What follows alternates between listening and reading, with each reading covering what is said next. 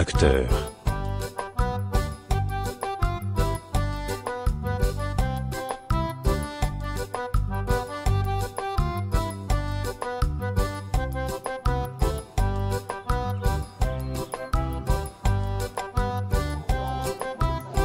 Depuis hier Paul n'est pas rentré, je l'appelle, il me rejette.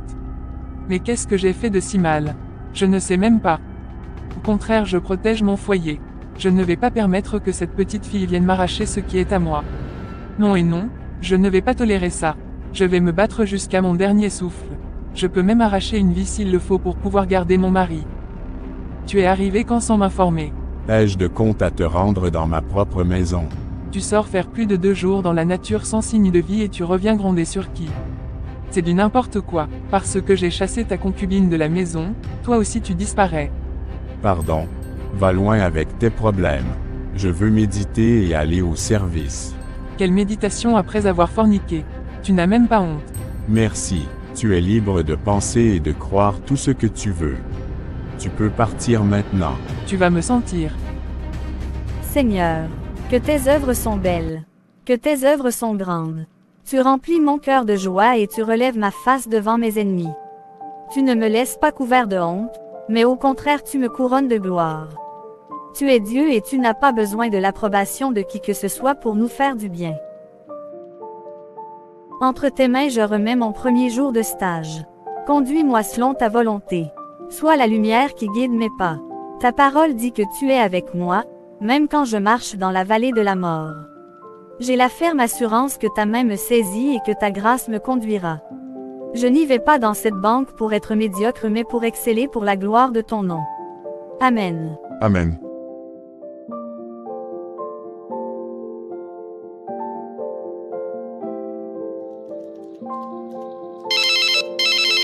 Allô directrice. Oui Espoir, est-ce que tu as un peu de temps pour venir dans mon bureau? D'accord directrice, je passerai dès que je trouve un petit temps. Ok.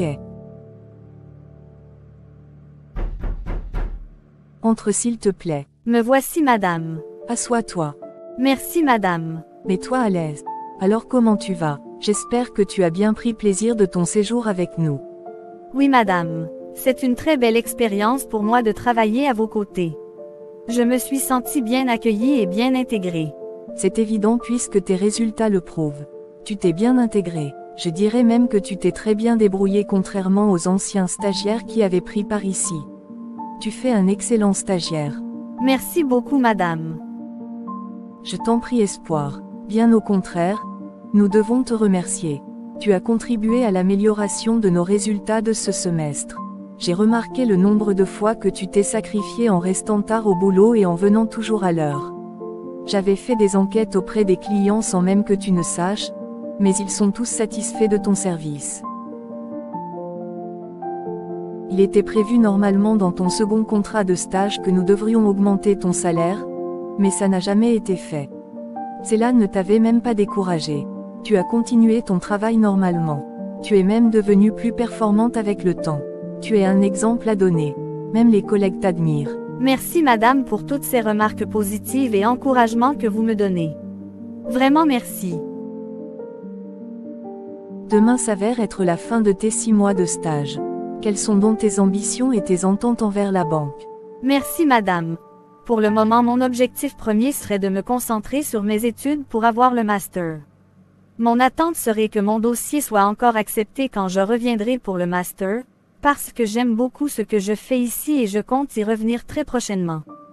Je suis d'accord que tu aies le désir d'avoir le master, mais crois-moi le niveau que tu as, et les expériences que tu as acquises ici, dépassent même le niveau doctorat. Crois-moi ma fille, moi que tu vois devant toi ici j'avais un doctorat avant d'être recrutée ici mais je t'assure tout je n'avais pas la moitié de tes compétences. Il avait fallu que la boîte me forme encore. Ah bon? Bien sûr. L'expérience que tu as est déjà largement suffisante pour travailler. C'est pourquoi je vais te conseiller de postuler pour ce poste que j'occupe. Je ne comprends pas madame. Mais pourquoi dois-je postuler pour un poste que vous occupez-vous au moment où vous êtes toujours là? Je suis en partance. Je suis affectée à la Banque mondiale. Ce poste de directeur sera vide et l'offre est déjà disponible. Va postuler. Mais madame, Comment est-ce possible de quitter le niveau stagiaire au poste de directeur général d'une banque centrale? Ce n'est même pas une petite banque, hein.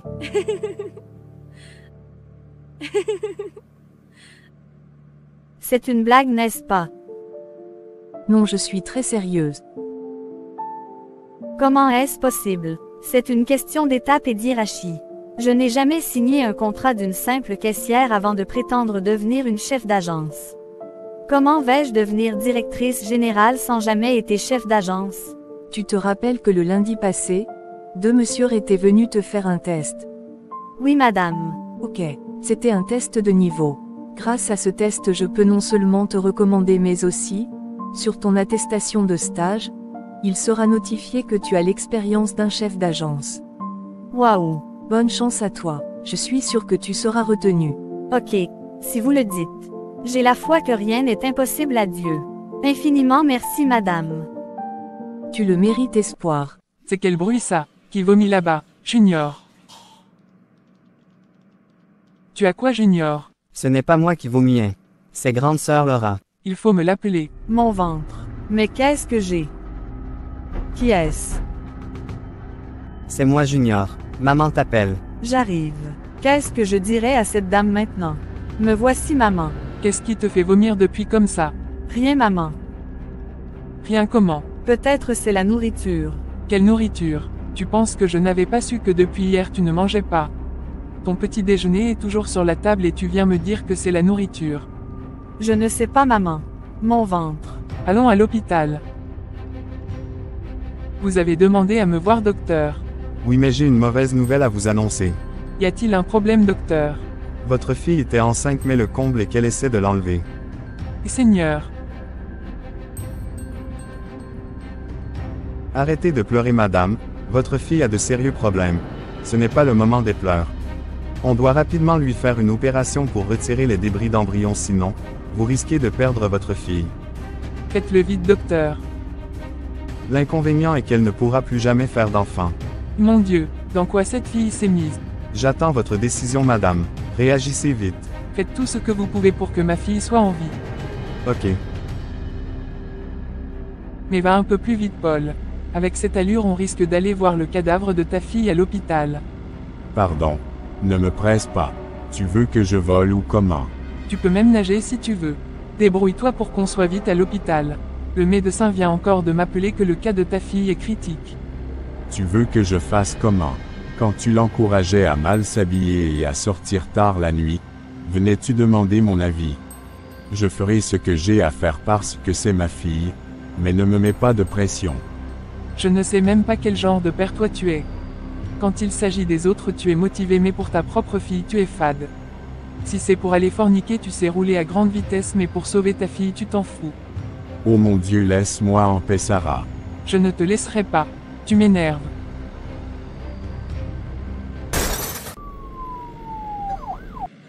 Vous aviez suivi la scène. Comment ça s'était produit? J'avais l'impression que les deux se battaient dans la voiture et donc le monsieur n'avait pas eu le temps de vite voir l'obstacle devant. C'est pas vrai. J'espère qu'ils ne sont pas gravement blessés. La femme était morte sur le coup. C'est le monsieur seul qui a pu survécu pour le moment. Merci, mon Dieu. Qui peut imaginer qu'un simple stagiaire deviendra en seulement 7 mois la directrice d'une banque centrale? Dieu ne cessera de m'étonner. Merci, Seigneur, pour cette grâce que tu m'as faite. Il faut que j'appelle tonton pour lui annoncer la nouvelle. Sa fille a réussi. Oh, mais pourquoi il est hors zone? Ces deux numéros ne marchent même pas. Mais qui vais-je appeler maintenant pour avoir de ces nouvelles? Si j'appelle ma tante, elle saura que je suis encore en vie. Que dois-je faire? Bon, je vais prendre le risque. Allô? Qui est à l'appareil? Junior, c'est toi. Oui, c'est moi. Est-ce Tata Espoir? Oui, c'est moi, Junior. Comment tu vas? Je vais très mal, Tata. Mais tu as quoi? Je suis abandonné seul à la maison depuis avant-hier. Mais comment est-ce possible? Où sont tes parents? Ta sœur n'est pas là. Laura a été hospitalisée depuis plus d'une semaine, et depuis avant-hier que maman et papa avaient quitté la maison pour l'hôpital de Laura, je n'ai plus eu de leurs nouvelles. Et Seigneur, reste là où tu es. Surtout ne bouge pas. Je viens te chercher. Comment allez-vous, mon cher collègue Paul? Ça va? Je rends grâce. Je n'arrive pas encore à bouger correctement mon cou mais ça ira. Ok, espérons que tu retrouves vite ta forme. Alors comment évolue le boulot? J'espère que tu arrives à t'en sortir sans moi. Je suis désolé de te le dire ainsi mais tu as été remplacé. Tu n'es plus sur le projet. Mais comment est-ce possible? Ils ont fait des enquêtes et ont su que tu ne pourras plus marcher selon les pronostics des médecins. C'est pour cette raison qu'ils t'ont changé. Mon Dieu, mais qu'est-ce que je vais devenir? Je suis paralysé sur place et vous me prenez encore mon boulot. Si ça ne tenait qu'à moi, ton poste sera toujours disponible pour toi-même après 5 ans, mais il s'agit d'une compagnie étrangère. Ils n'ont pas de pitié. Ils ne visent que les résultats. Donc c'est arrivé à moi aussi. Je suis en train de perdre mon boulot comme cela. Ça fait vraiment pitié. T'inquiète, on y trouvera une solution. S'il te plaît, peux-tu essayer de m'appeler un numéro? J'avais perdu mon portable dans l'accident.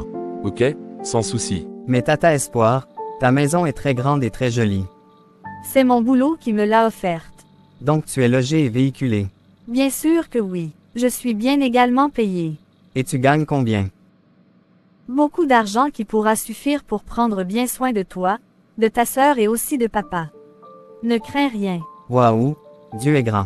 Je savais tout au fond de moi qu'un jour tu seras riche et très influente.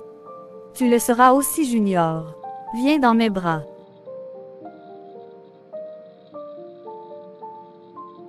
Allô, à qui ai-je honneur? Allô, c'est un collègue de ton tonton.